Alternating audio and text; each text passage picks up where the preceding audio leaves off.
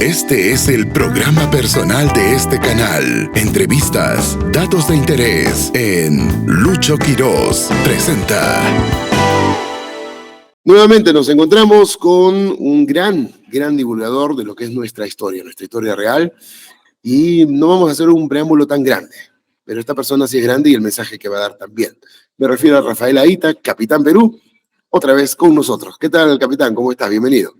Hola, ¿qué tal? Un gran gusto estar nuevamente en tu canal. Bueno, pues encantadísimo y por supuesto para comentar de varias cosas. Pero antes de esto, me gustaría que nos hicieras un pequeño resumen, capitán, de lo que pasó en este último año, después de nuestra entrevista. No digo que haya marcado un hito en nuestra entrevista, sino más bien para nosotros una línea de tiempo referencial de acuerdo a lo que has vivido, a los lugares que has ido, sé que te has ido al extranjero nuevamente, y todo lo que nos puedas comentar acerca de ello. Sí, bueno, he estado efectivamente en distintos lugares, dando charlas, hablando sobre el Perú, sobre nuestra cultura, sobre los incas, sobre el virreinato, para lo que ha sido principalmente España, Cochabamba también.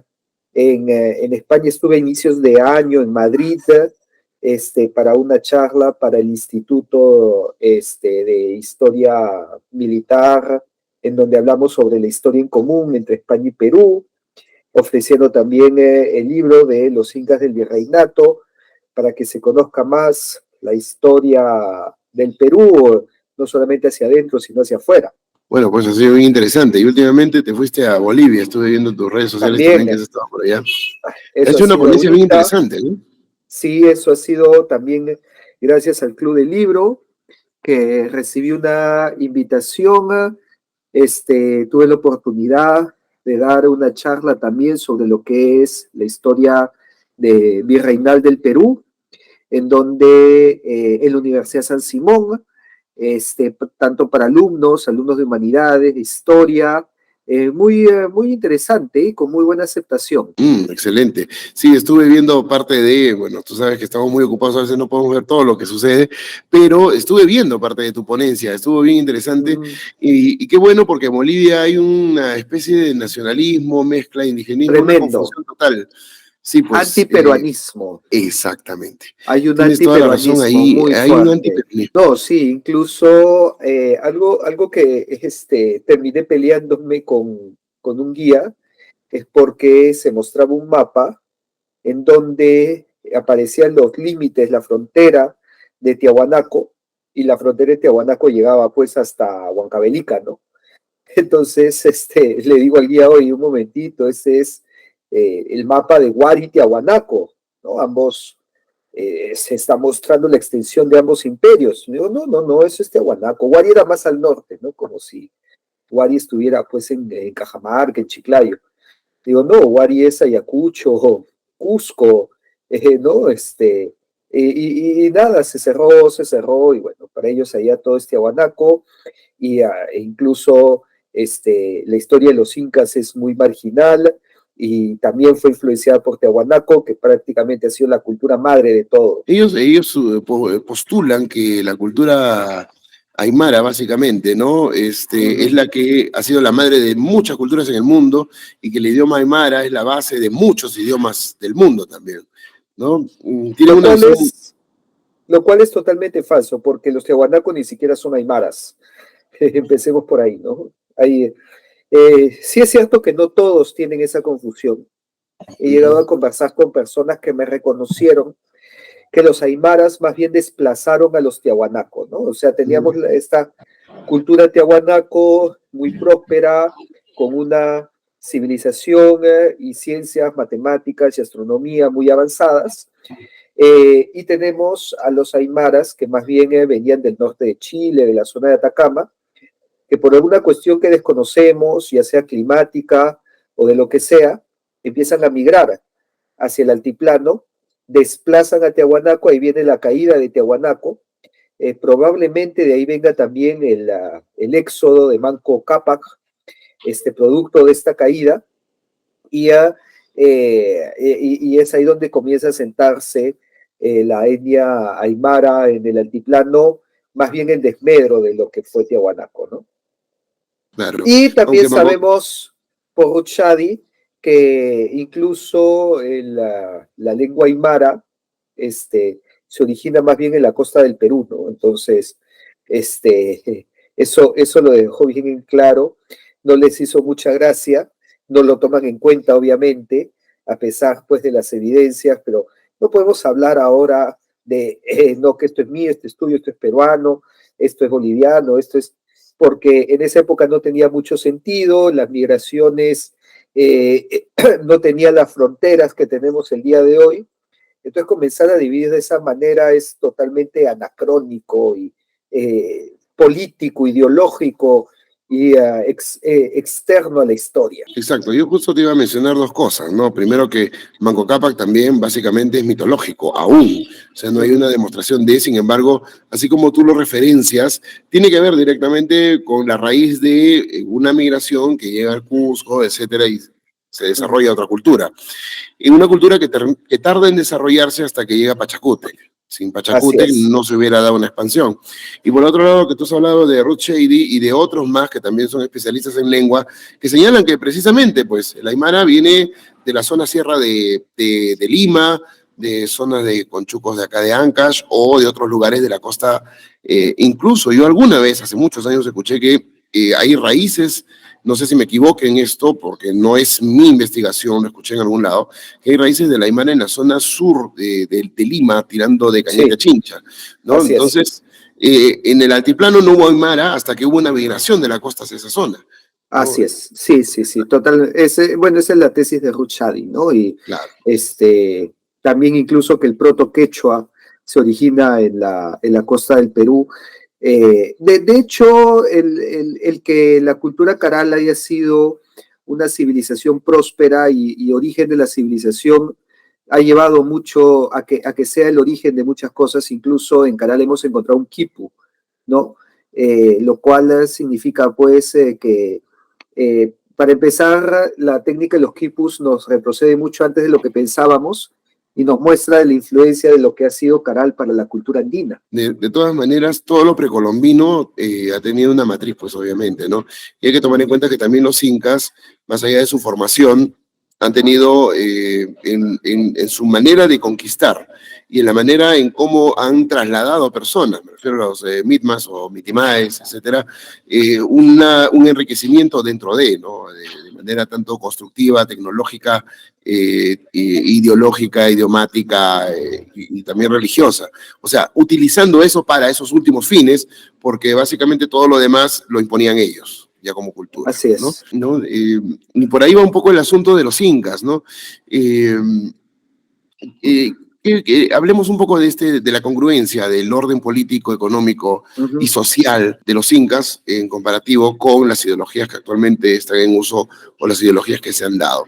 Los indigenistas quieren verlo todo por el lado de la izquierda, básicamente por una cuestión ideológica, ¿no? En Bolivia lo has palpado al estar allá, cómo se maneja todo eso, cómo se ha manipulado, se ha construido una historia que no existe sobre la base de algo que tampoco existe.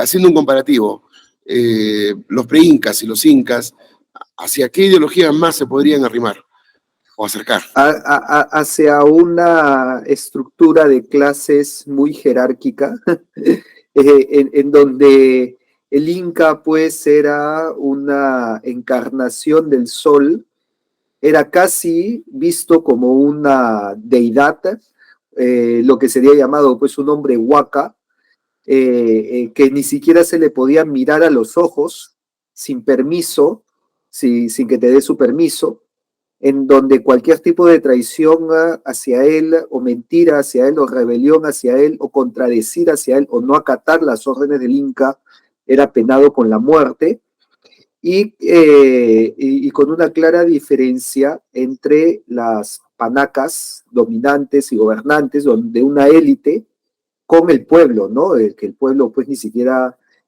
podía entrar en Cusco. El Cusco era propio de las panacas incaicas, ¿no?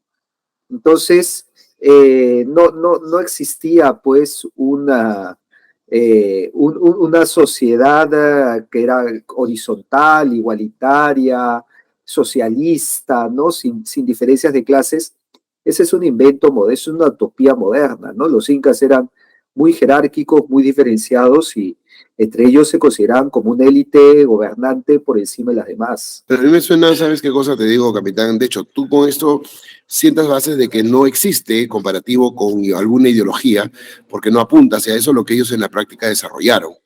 Pero sin embargo yo veo al pueblo únicamente, ¿no? Al poblador típico que nacía, vivía, se desarrollaba, se reproducía y moría, y que no tenía ninguna esperanza de nada en la vida. Eso me suena a comunismo, a Corea del Norte, a ese tipo de sociedades en las cuales la gente no tiene ninguna opción de vida más que esperar a morirse y sabe Dios qué pasará después. ¿Encontramos eso dentro de un plano similar a la ideología o es consecuencia de otra cosa? No lo diría así, porque eso es propio de una visión materialista, ¿no? Que recordemos que la izquierda maneja esa visión del materialismo dialéctico, el materialismo histórico y la negación de un espíritu y con ello una espiritualidad, ¿no? El incanato no era así y más bien el pueblo, bueno, tanto la élite como el pueblo estaban llenos de cultos, rituales, los cuales pues no hacían que esta sea una vida de resignación y de simplemente pues mantenerse en un estado de sobrevivencia, ¿no? Sino que existía pues lo que llaman, ¿no? Una, el mundo de arriba, el Hatun Pacha, ¿no? El trascender a la muerte, ¿no? Y que los hechos, pues, y que los cultos, y que los ritos, y que los oráculos enriquecían esta vida y daban una esperanza de trascender a la muerte, incluso en el culto de las momias. Y la momia del Inca era pues como un ser vivo, y por lo tanto también, ¿no? Los antepasados se les era rendido un culto como si estuvieran vivos en su cuerpo, en sus restos. Ese es algo muy distinto pues a una visión materialista basada solamente en subsistir, porque no existe un espíritu, no existe una trascendencia a la muerte, y que es más propio de lo que mencionas, ¿no? Con las políticas de estos países modernos. Claro, la verdad que a mí me parecía el hombre iluminado, ¿no? El que ya sumaba para todos. Pero como quiera que sea, lo aclaras y en realidad estamos contigo para que lo aclares, no para disentir, ni para discutir, ni debatir sobre el tema, ¿no?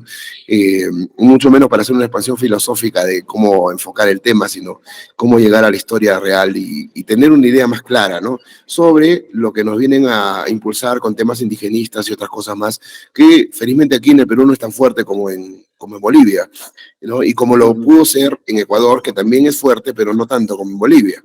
Y eso tiene que ver más por los conflictos sociales de siempre, de Bolivia más que de Ecuador, ¿no? Los conflictos sociales de Ecuador son más recientes, época Correa, etcétera, donde se inventaron cosas, pues, ¿no? El tema de los incas, a mí me parece interesante consultarte antes de pasar a otros temas. Se habla que hubo más de 100 incas, creo que tú postulaste algo sobre ese tema, cuando en realidad siempre se ha mencionado 14, y uno es mitológico y el otro nunca fue inca, y me refiero a Atahualpa.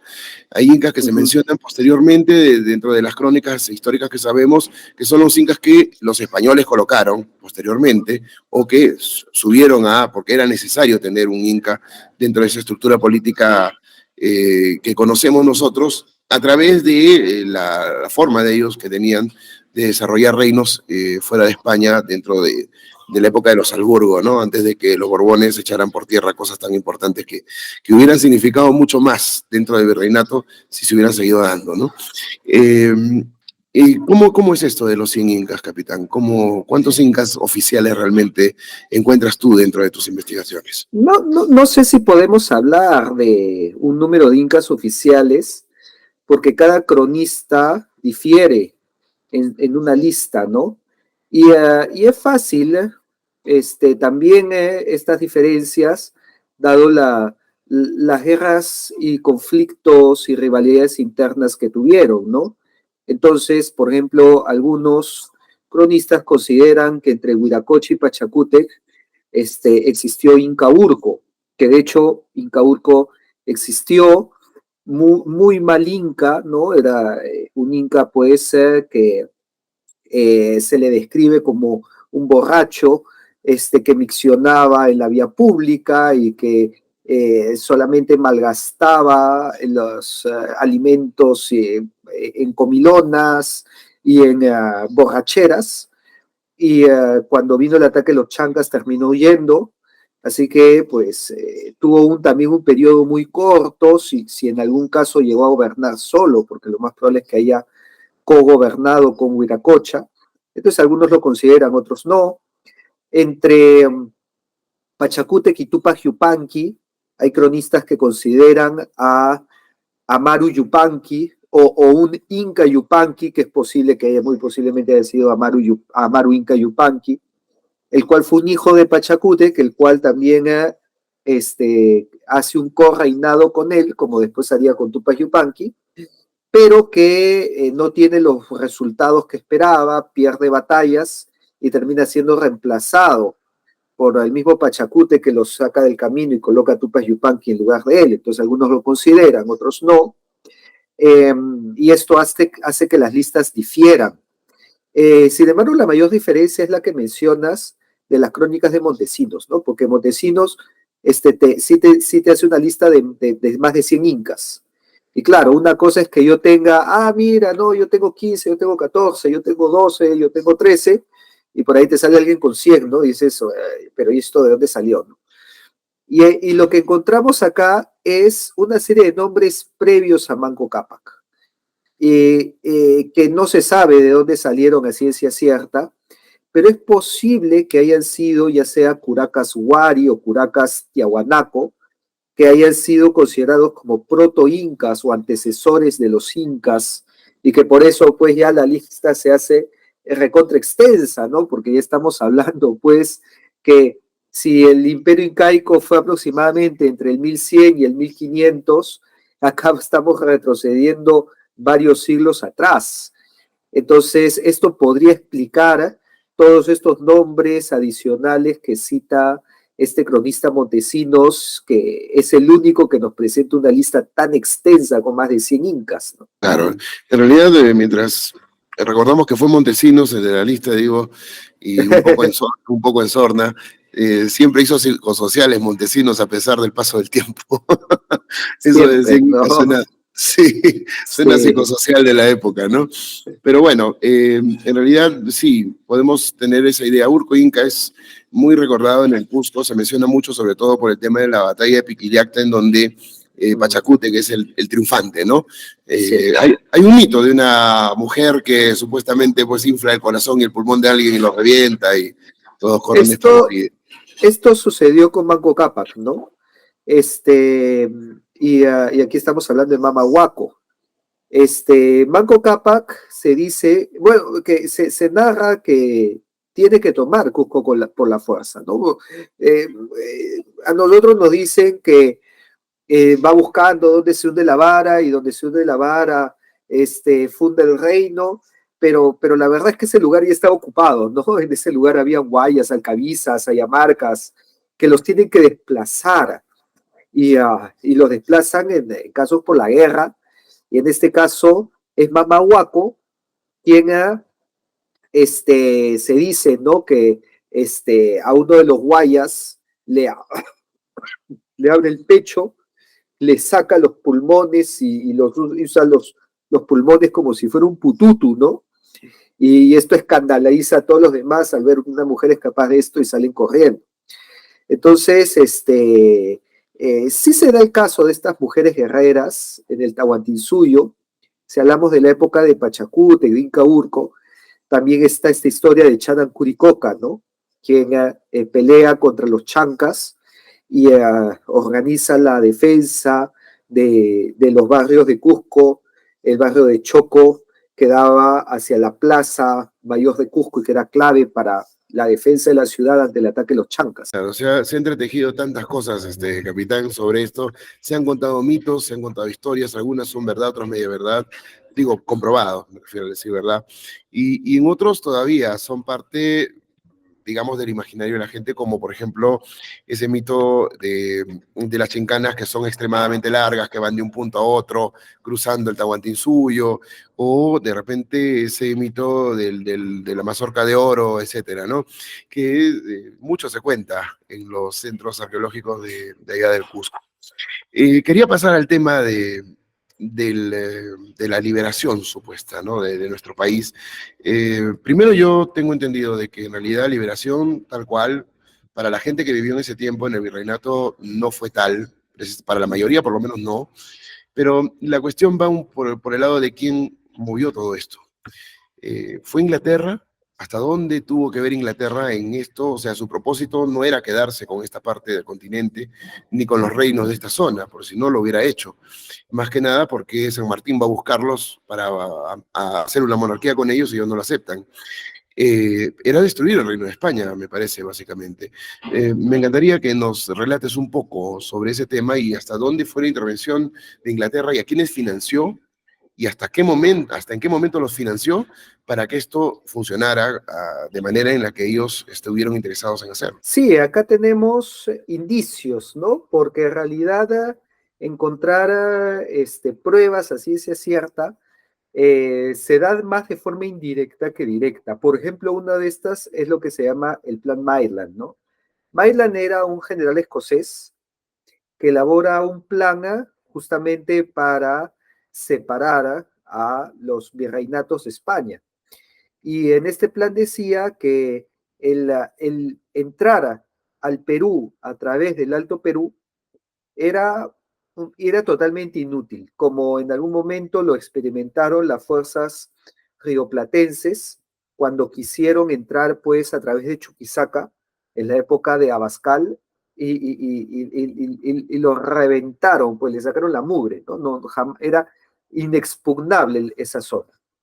Mayland más bien propone que desde Buenos Aires, y que dicho sea de paso, eso es algo que pocas veces sabemos nosotros, los ingleses intentaron tomar Buenos Aires, ¿no? Esto sí es totalmente corroborado y se sabe la fecha y el momento en que los ingleses buscan atacar Buenos Aires y que más bien Buenos Aires es defendido con tropas peruanas, ¿no? Y es que este plan Mayland planteaba que para liberar al Perú, entre comillas, se tenía que comenzar desde Buenos Aires, cruzar la cordillera de los Andes, luego tomar Santiago y desde Santiago ir por mar a las costas peruanas.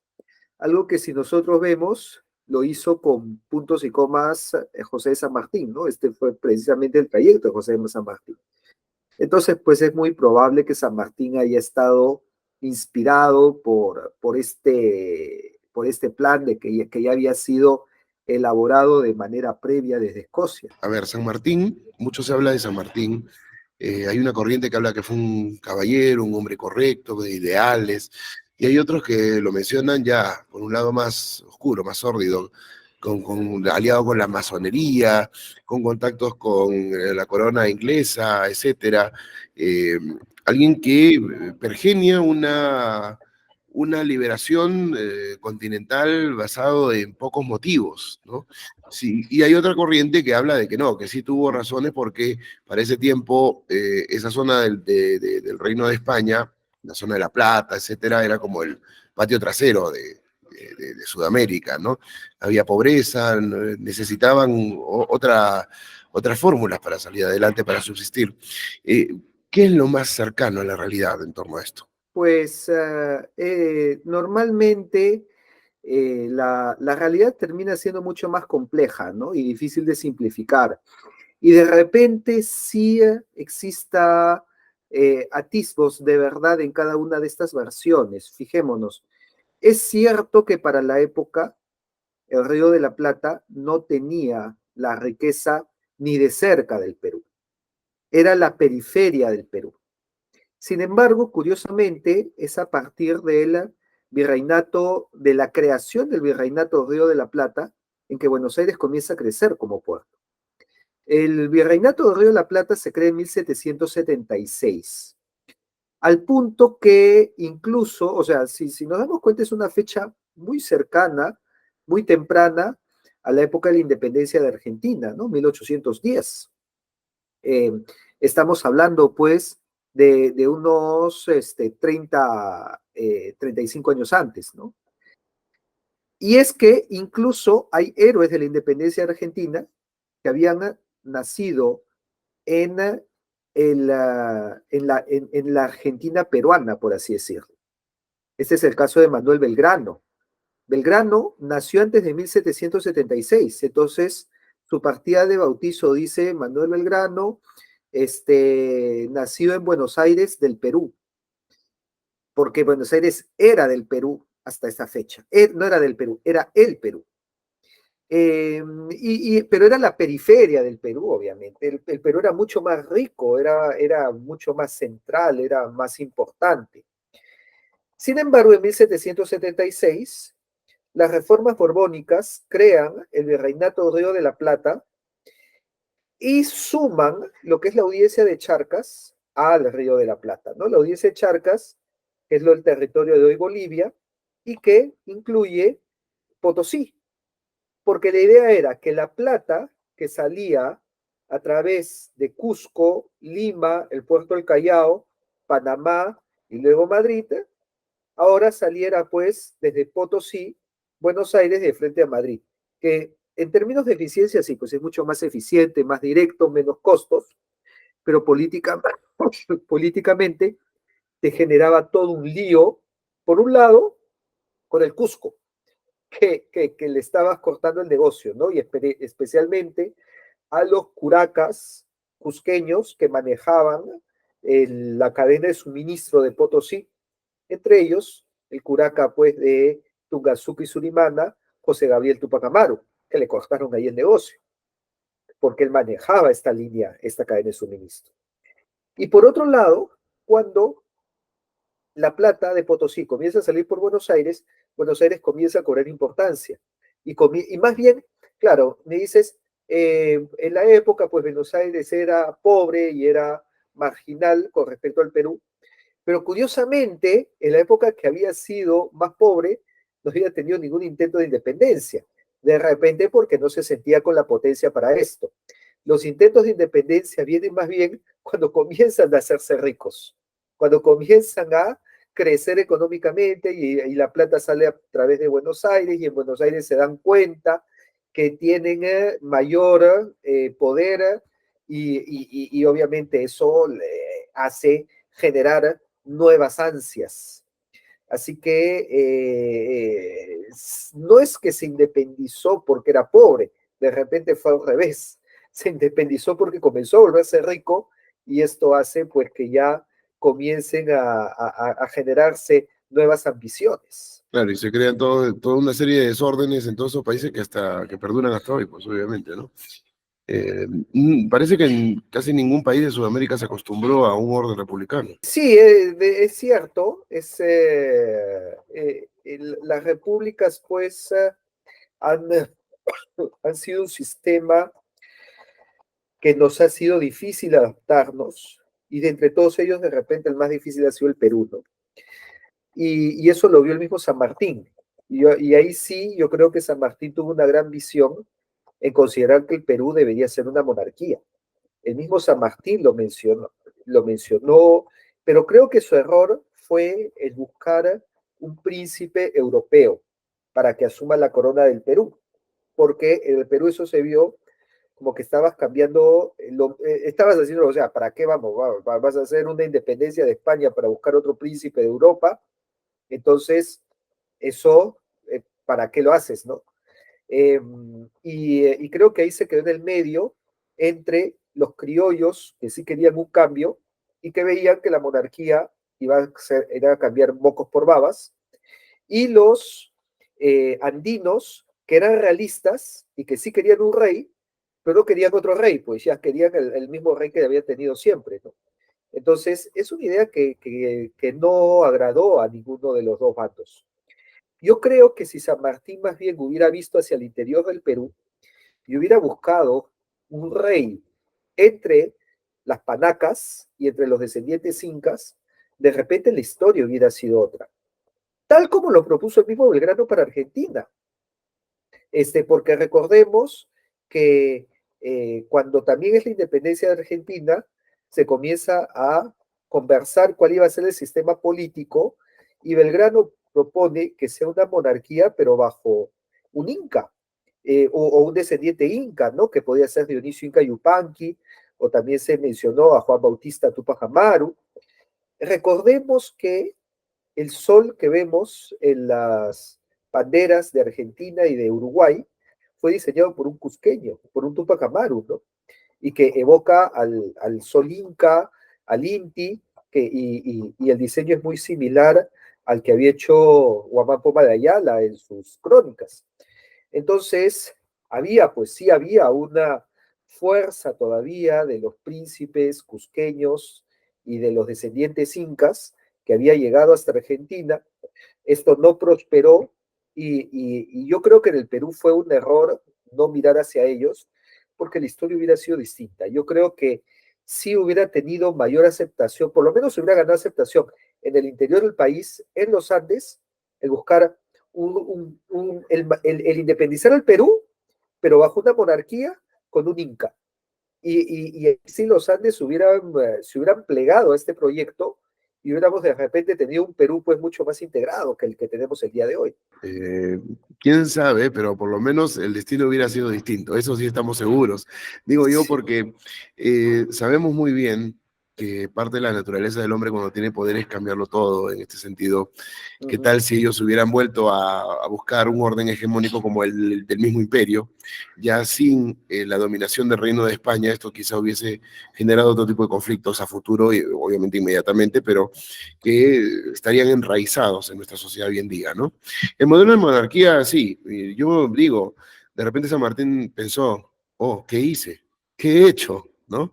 Algo así como, ¿qué has hecho, Pedro? ¿No? Como le dijeron a Castillo en su momento, pero el asunto es el siguiente. ¿Cuál fue la motivación real de San Martín de liberar el Perú si ya había liberado su país, había liberado Chile? Era el temor de que de repente la corona de España hubiera contragolpeado y revertía la liberación de esos países, o es que tenía alguna clase de interés de liderazgo continental como Bolívar. En algún momento se le ocurrió eso en la cabeza y creyó que era posible. Mira, de repente, claro, es que si nosotros lo vemos como si hubiera existido una dominación o como si la dominación hubiera venido directamente de España, no tenía mucho sentido liberar el Perú, ¿no? Y de repente, con liberar a tu propio país y defender bien tus fronteras, bastaba. Pero esto cobra más sentido con la tesis que propone Patricio Lons, ¿no?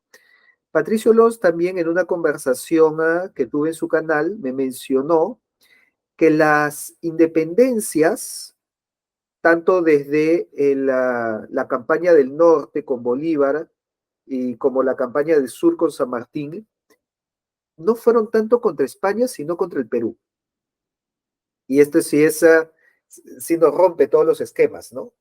Pero tiene sentido cuando vemos que España no tenía un ejército en Sudamérica.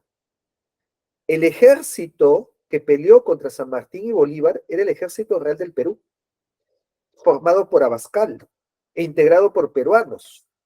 Y cuando se dan las primeras juntas de gobierno que derivan de las independencias, como por ejemplo la Junta de Quito, la de Santiago, la de Buenos Aires, el ejército que apaga esos intentos es el ejército del Perú. Eso lo encuentras, por ejemplo, en un cuadro que hay en el Museo de América de Madrid, en donde el cuadro se titula Ingreso del Ejército Real a la Plaza de Quito. Y en el cuadro se ve pues la Plaza de Quito y se ve el ejército realista entrando, pero se listan los batallones del ejército realista. Y entre esos batallones tú lees el Real de Lima, ¿no? Entonces, ahí tú ves y ves pues al Real de Lima entrando triunfante en Quito. Y lo mismo sucedió en Santiago, con lo que llaman la Patria Vieja, ¿no? Que cuando fue este primer intento de independencia, Abascal envía al Ejército Real del Perú, aunque acá ya no habían tantos limeños o peruanos, sino eran más de la zona norte de Chile. Pero el Ejército Real del Perú, y con eso pues apaga lo que ahora en Chile se llama la Patria Vieja, este primer intento de independencia. Y en Chuquisaca, contra los rioplatenses, los que vencieron a los rioplatenses en Chuquisaca fue el Ejército Real del Perú, fueron peruanos. Y esto nos hace pensar de que ellos estaban peleando la independencia no contra España, sino contra el Perú y contra el ejército del Perú que había organizado Abascal. Y no estaban peleando contra España, porque recordemos que España estaba en su propia guerra por aquella época. Porque en 1808 España fue invadido por Napoleón. Y entre 1808 y 1814, que son los años que comienza pues la Junta de Quito, ¿no? La Junta de Buenos Aires, la Junta de Santiago, entre estos años, España estaba peleando su propia guerra de independencia para liberarse del régimen francés. Entonces, estaban en lo suyo, estaban en su propia guerra, estaban en sus problemas. Y por lo tanto, ahí es donde viene la famosa frase, pues, ¿no? Que dice, porque recordemos que en esa época en España gobernaba un rey francés, estaba gobernando José Bonaparte, ¿no? El hermano de Napoleón, el famoso Pepe Botella. Pepe Botella.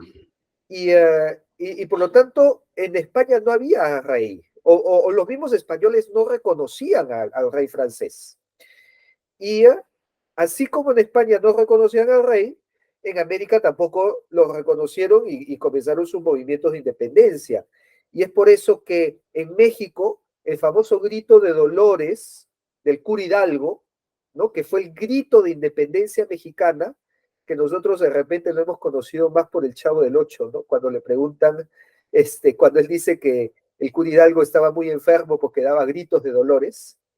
Este grito de Dolores, que fue en el pueblo de Dolores, ¿no? Este grito de independencia, termina diciendo viva el rey Fernando VII. O sea, imagínate un grito de independencia, pero que termine diciendo viva el rey, ¿no? Y es porque no había rey en España, o había un rey francés que no lo reconocían los mismos españoles. Y ahí viene la famosa frase que decía, cuando España no tenía rey, el Perú encontró su rey en Abascal.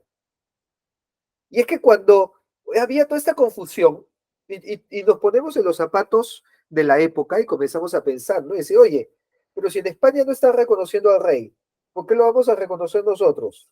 No, nosotros también nos declaramos autónomos. Y había toda esta confusión, a ver, ¿a quién sigo, a quién reconozco? Viene Abascal y dice, no, se acabó, aquí me siguen a mí. Y de hecho fue Abascal el que regresa Charcas, o sea, hoy Bolivia, lo regresa al Perú. Y dice, allá, y Río de la Plata se quiere independizar, que vuelva Charcas al Perú. Y él organiza el ejército. Y él dice, no, acá no se me subleva nadie, ni me hacen juntas de nada. Y todo eso sale desde el Perú. Y es por eso que yo creo que desde ahí, que estos movimientos de independencia se dan cuenta de que no iban a prosperar mientras que el Perú no quiebre su relación monárquica o su relación con España, porque sus intentos anteriores habían sido apagados desde el Perú, y claro, tiene más sentido ahí esta frase que dice Patricio Lons, que en realidad la independencia de los demás países no fue contra España, sino fue contra el Perú. Claro, ya ahora sí queda muy clara toda la postura. Y sí, sí, sí, recuerdo habérselo escuchado a Patricio Alonso y vi también algunos videos que has tenido con él en el que vas disertando de varios temas que son súper interesantes, ¿no? El asunto me lleva a Bolívar.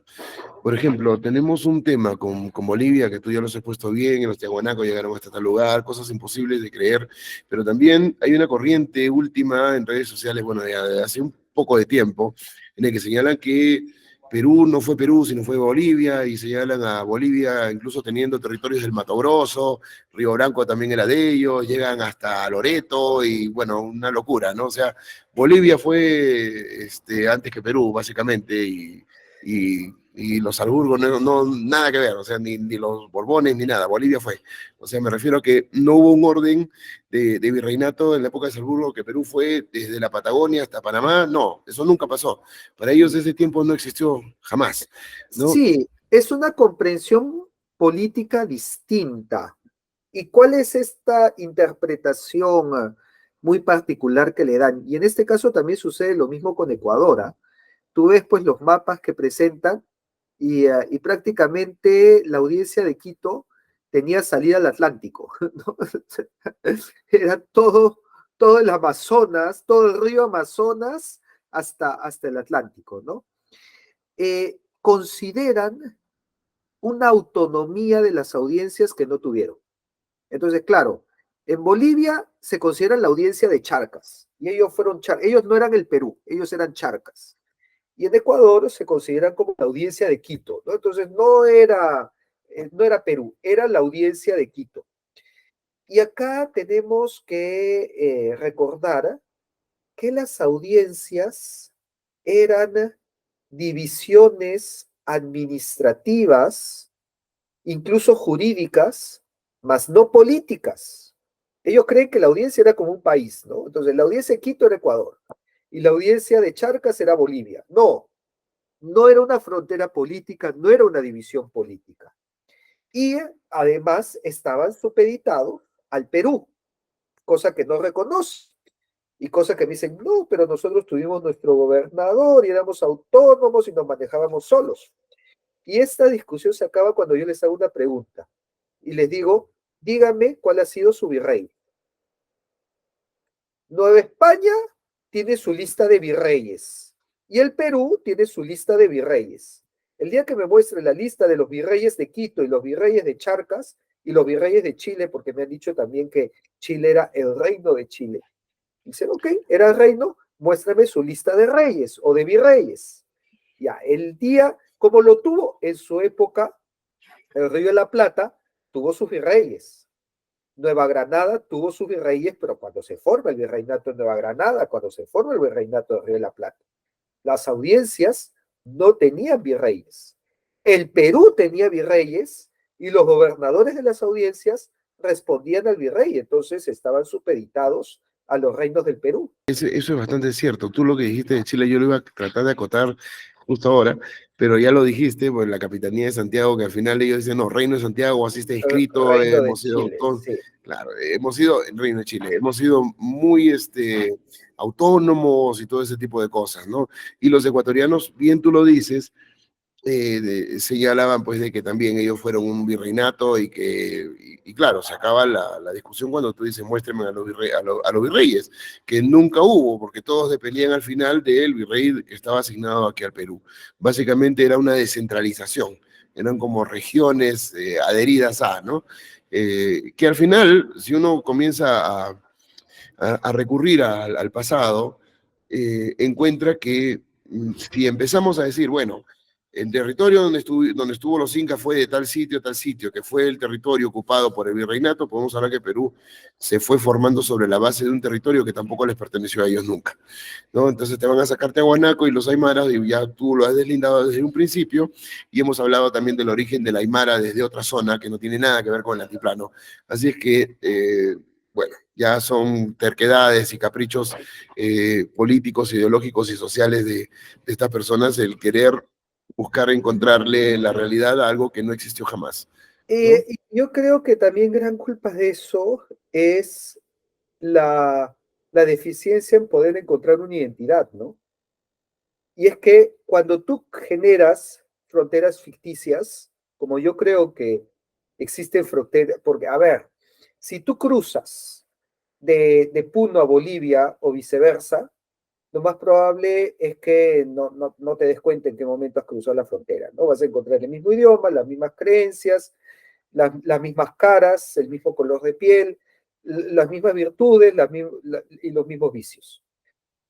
Y tal vez suceda lo mismo si recorremos toda América, ¿no? Toda Hispanoamérica. Vamos a encontrar el mismo idioma, mismas creencias, mismo Dios, misma arquitectura, misma comida, misma gastronomía, mismas costumbres, etc.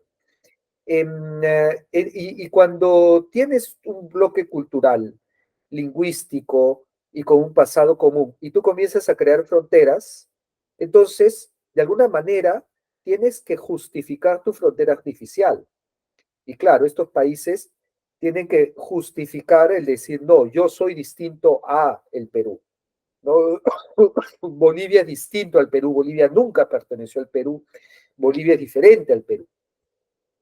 Pero si te das cuenta, ni Ecuador ni Bolivia son distintos al Perú. O sea, somos distintos en qué. Hablamos el mismo idioma, tenemos una gastronomía muy similar, unas danzas muy similares, o sea, creemos en lo mismo, tenemos las mismas caras, tenemos los mismos defectos, los mismos problemas, distintos en qué. Entonces ahí pues tienes que comenzar a inventarte rivalidades y tomar cuestiones accidentales para generar una rivalidad y generar una identidad, no en base a lo que eres, sino en base a un enemigo en común, ¿no? Que de repente es la forma más fácil y más sencilla de unir un grupo humano. Tú sabes, quieres unir a un grupo de personas que están peleadas entre ellos, créales un enemigo en común.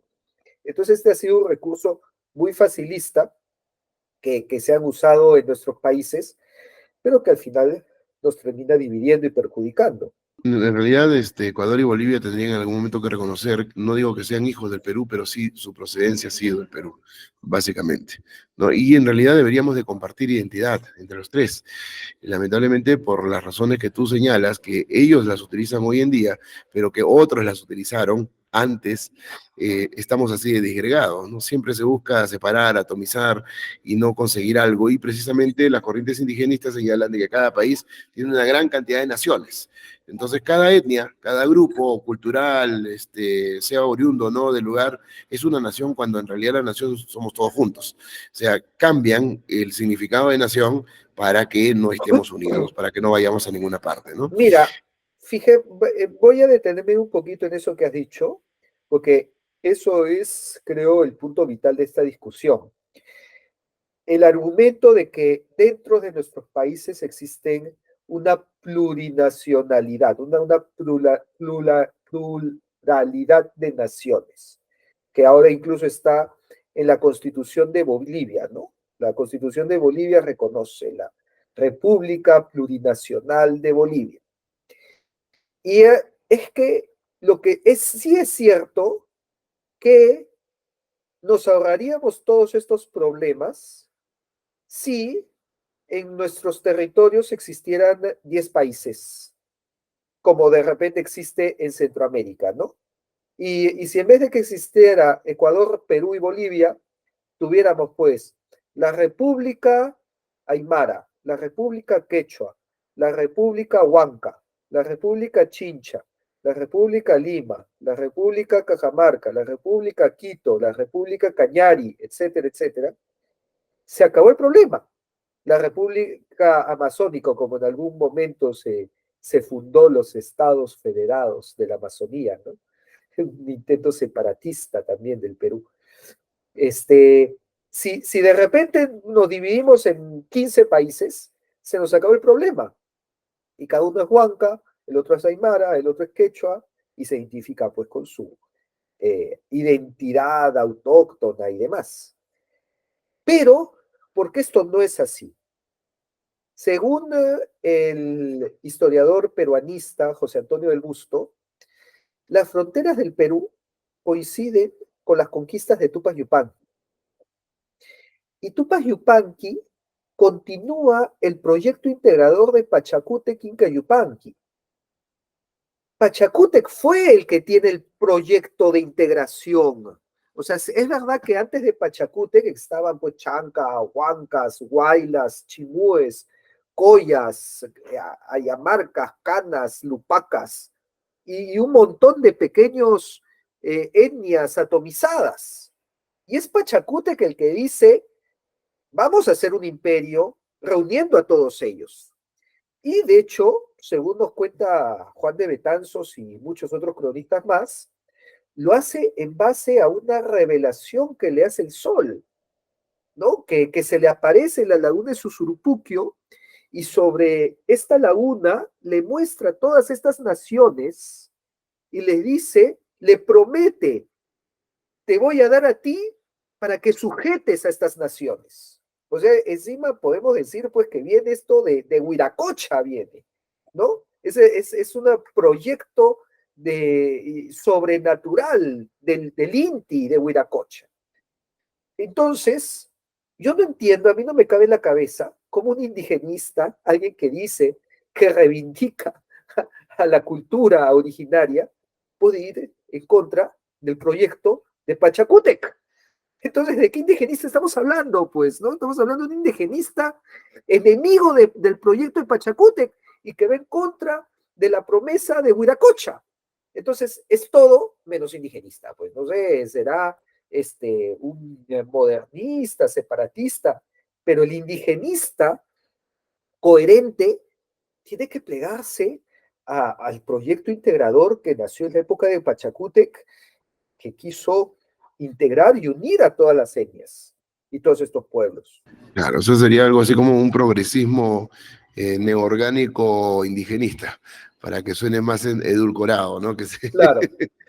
digamos que tengan un nombre propio ellos, ¿no? Sí, pues lamentablemente las cosas van por ese lado y qué bueno que hayas hecho este espacio para poder aclarar un poco más el asunto, expandir un poco más el tema.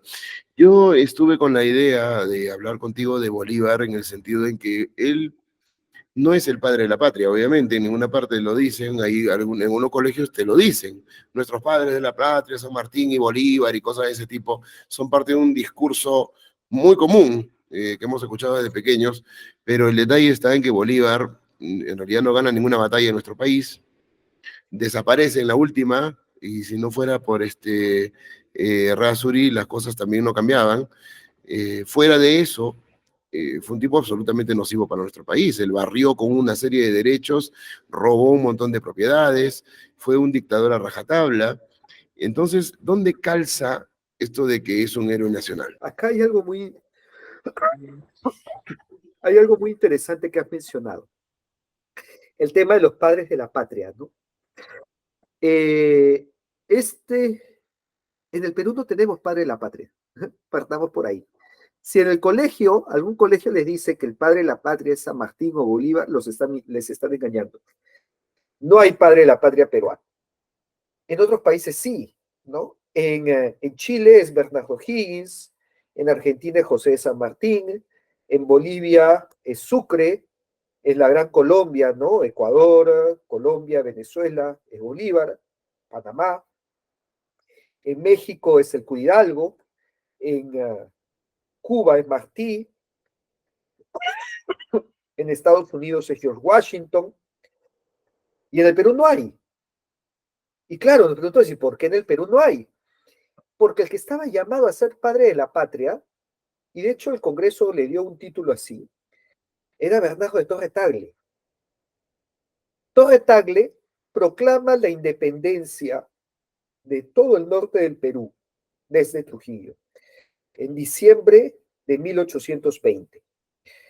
Y el mismo San Martín, en, uh, en su discurso al Congreso, menciona que sin esta proclamación de Torre Tagle, le hubiera sido imposible ingresar al Perú. Y cuando Torre Tagle hace esto, el Congreso le da el título de padre de la patria y su hijo predilecto y el salvador de la patria. Él debe haber sido el padre de la patria peruana. ¿Qué es lo que pasó y por qué no lo fue? Porque cuando salió San Martín del Perú y entró Bolívar, y Torre Tagle era el segundo presidente del Perú, Torre Tagle se pelea con Bolívar. Y cuando Bolívar se tiene que replegar a Trujillo, Torre Tagle se queda en Lima y pasa al bando español. Y escribe una carta donde dice que ante el nefasto proyecto de la independencia, de la independencia eh, él se considera tan español como su majestad Fernando. Entonces, esto nos deja pues sin padre la patria, obviamente, ya no podía ser Torre Tagle. Y quedó el puesto vacante hasta el día de hoy, no tenemos un oficial. Definitivamente Bolívar no lo es, ¿no? De hecho, el que iba a ser termina peleándose con Bolívar. Bolívar sale mal del Perú, como bien has dicho, con muchas fricciones, muy cuestionado. Su constitución es la que menos duró, se abolió rápidamente y definitivamente no califica para nada como héroe dentro de lo que fue el Perú. Pero yo me pregunto qué padre de la patria podría ser si todavía no se había dado, entre comillas, la liberación. O sea, ¿de qué patria se habla si la patria vendría a ser el reino del Perú y la madre patria de España? O sea, es un poco extraño ese término cuando en realidad no tenemos una liberación consagrada per se, ¿no? Sino básicamente un intento en el cual se pudieron conseguir algunas cosas y al final, si todos sabemos la historia que nos han contado, en 1866 recién se termina de reafirmar esa conocida y llamada independencia. En este caso yo te preguntaría, ya casi finalizando, capitán, ¿fue un cuento esta liberación, esta independencia? ¿De qué estamos hablando en realidad? ¿Qué es lo que pasó? ¿Fue de verdad una libertad para nosotros? ¿Fue institucionalizar al Perú de alguna manera? ¿Nos vendieron un gran cuento que les convino a algunos y después no a otros? ¿Cómo lo puedes resumir? Yo creo que hasta el día de hoy se cuestiona el cambio que significó la independencia. Muchos reconocen, tanto desde la izquierda, desde la derecha, esto es indistinto a la afiliación política, que no hubo un cambio sustancial, que las estructuras continuaron. Entonces, desde cualquier afiliación política, nos damos cuenta de que no hubo un cambio sustancial con la independencia. Y las estructuras continuaron durante el siglo XIX, incluso hasta el siglo XX, e incluso continuaron hasta el día de hoy. Y el Perú, bueno, yo diría que sigue siendo un país monárquico, que anhela un caudillo, e incluso que anhela un inca, que es la figura de poder que nos ha quedado hasta el día de hoy. Es evidente que por eso siempre los caudillos han triunfado y por eso siempre tenemos a caudillos que nos generan temor de qué harían ellos si ingresaran al gobierno. Y tenemos esa idea en la cosmovisión andina del retorno del Incalincarri y ese tipo de cosas que, bueno, difícilmente van a ocurrir o estaremos cerca de que ocurran. Te agradezco bastante todo este tiempo, capitán, y sobre todo habernos concedido el espacio, estando más o menos agripado con este problema en la garganta que creo que nos pasa a todos en el Perú en ciertas épocas del año. Y bueno, pues con la intención de conversar más adelante, y por supuesto, así como te lo dije en interno, la invitación para que estés con nosotros en Huaraz en algún momento, espero que se dé y de esa manera pues no solamente disfrutes de lo que tenemos aquí para que conozcas en cuestión en calidad de turista, sino también en cuestión de calidad de cultura, de historia y también lo que podamos hablar con mayor amplitud y tranquilidad estando tú aquí. Ojalá que se pueda dar. Por supuesto, muchas gracias. Ok. Hasta otra entonces. Capitán Perú con nosotros. Muy amable, gracias. Hasta luego. Cuídate bastante, nos vemos. Gracias por haber estado con nosotros. Esto fue Lucho Quiroz presenta